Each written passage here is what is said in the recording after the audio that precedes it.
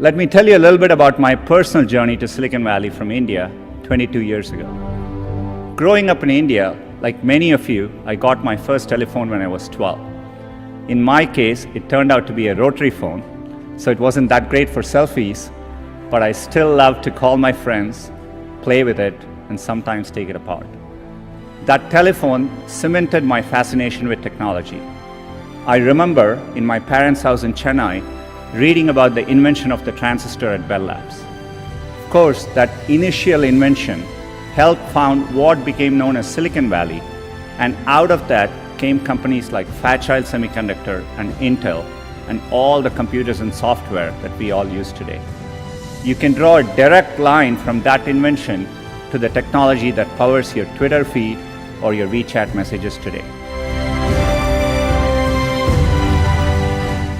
A lot of times when I was younger, people would say, this person didn't get into this college or something, and that's the end of the road. I mean, life is so different from that.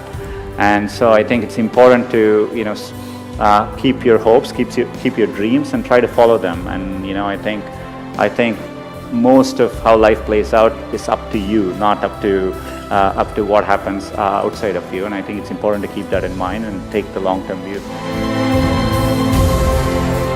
I still vividly remember as a teenager jumping onto a crowded train at Chennai and traveling for 24 hours to attend my school at IIT Kharagpur. And that opportunity changed the course of my life. You want to aim high enough that you fail, a few times. I think that's the natural part of the process. In fact, Larry used to say, if you work on really difficult things, you're better off because you have no competition. Others aren't working on that difficult a problem. And even if you fail, you end up doing something great in the process. I think, working the real world, I would say, it is important to be well-rounded. It's important to, try different things, take some risks. I would encourage people to, follow their passions a little bit more, to follow set lanes throughout your career. Getting into an elite institution doesn't guarantee success. It matters a lot, but it doesn't guarantee success. And I think it's important to keep that perspective in life. And life is a long road, and so you want to take it at the right pace and enjoy what you're doing.